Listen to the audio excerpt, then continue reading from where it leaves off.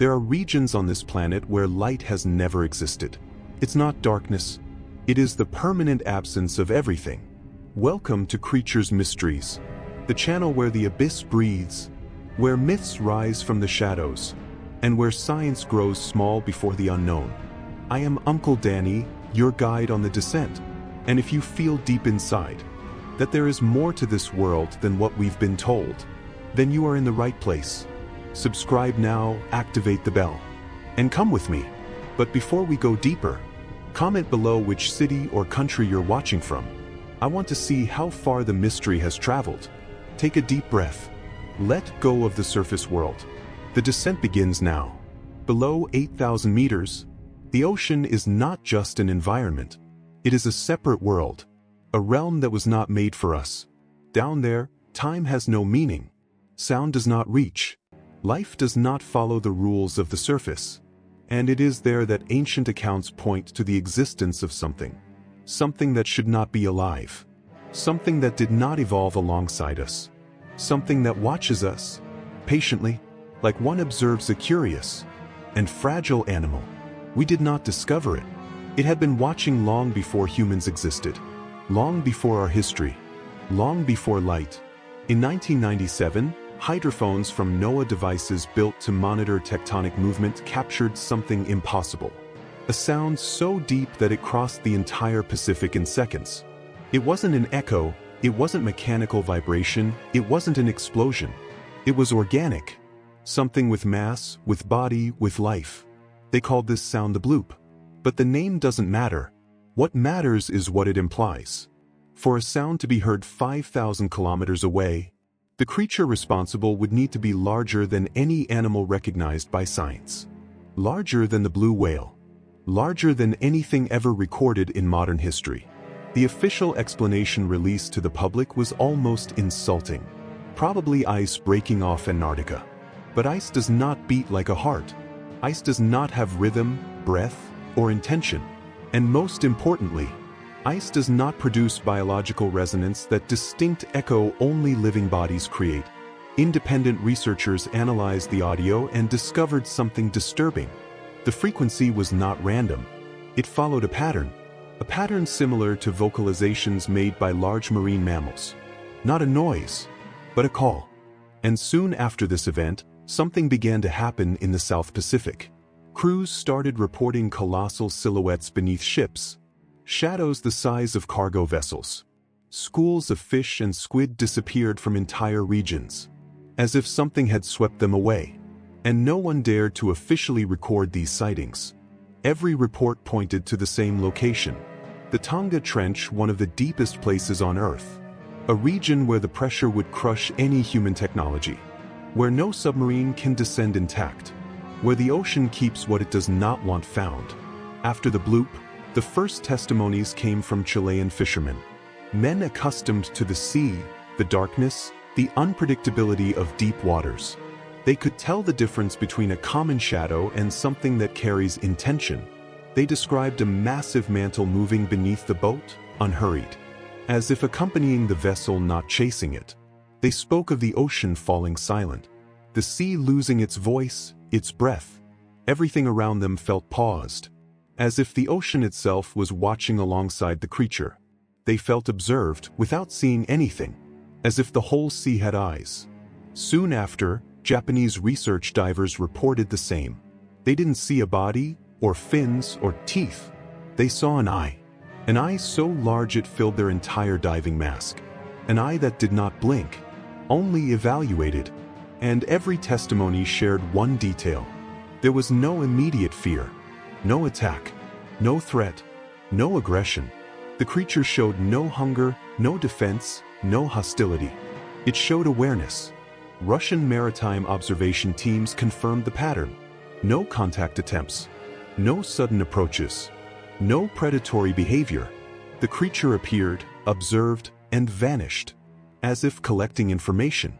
The most frightening part was not what they saw, but what they felt. A vibration. A silent presence pressing against the mind. A certainty impossible to explain. Whatever watches us down there understands what we are. Below 10,000 meters, The ocean becomes something science avoids describing. There, pressure does not simply crush a human. It destroys the concept of a body. The water is so heavy it moves like liquid metal, slow, dense, silent. Light does not simply fade. It never existed there. This is a realm where the world no longer recognizes what life means. And yet life exists here. Not fragile, simple life, but forms adapted to the impossible. Transparent bodies, flexible skeletons, enzymes that withstand crushing pressure. Creatures that glow in the void without ever seeing light. They did not evolve to live here. They have always been here.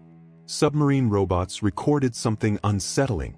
Sounds that do not repeat, do not follow rhythm, do not match any known biological pattern. As if the ocean itself were speaking. But the most disturbing part was the silence that followed each signal. In one expedition, a probe captured a colossal shadow sliding past. It didn't swim. It moved as if it were part of the water itself. For 11 seconds, the camera went completely dark, as if eclipsed. Then the light returned. No turbulence. No displacement of water. No detectable motion. Scientists analyzed the footage frame by frame. No fins. No flippers. No defined outline. As if its body were made of the same substance as the ocean shaped by darkness. And this is the part nobody wants to say publicly. For something to move in that depth without displacing water, its body would need to merge with the sea itself. A creature that is not in the ocean, but is the ocean. Before the first city, before the first language, before the first fire-lit human darkness, the planet was only water, stone, and silence. And ancient myths speak of the first inhabitant of that era. Across Polynesia, the Peruvian coast, and Indonesian fishing lore, the same name reappears. Kaloshan, the one who remained. Not a god, not a monster, but a survivor of the primordial earth. He did not adapt to the ocean. He was the ocean before fish existed. A life form born when earth was still heat, mineral, and shadow. A being shaped not by light, but by its total absence. When new life appeared, small, fragile, dependent on heat and oxygen. He did not fight it, dominate it, or destroy it. He simply observed. For him, these temporary beings were like waves on the surface. Temporary, irrelevant. Oceans shifted. Continents rose and disappeared. Species came and went like geological size. And he remained in the darkness unchanged. Because his existence does not depend on light, heat, oxygen, or climate, but on the silence of the abyss. This is why no fossil exists. No bones. No trace in Earth's record. For something without fixed form, there are no footprints in history. Only echoes. And one of those echoes was the bloop. Scientists never publicly claimed it was alive. But they never proved it wasn't. The silence did not come from ignorance, but from fear of being correct. The ocean does not behave like a neutral environment. It responds. When ships approach regions too deep, signals fail, compasses distort, engines die. Not coincidence. Warning.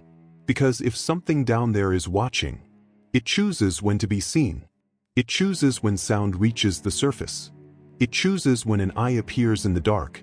And it chooses when to vanish without trace. And if it never attacked us, never hunted, dominated, or destroyed us, it is not because we are strong, not because we are respected. It is because we are irrelevant.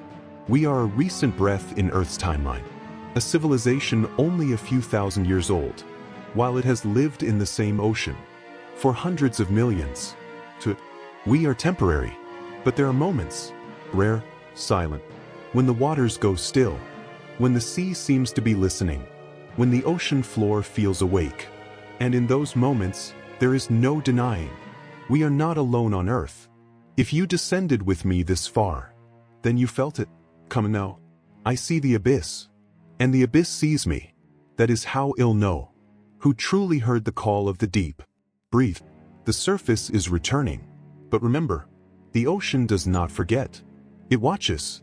It waits until the next descent.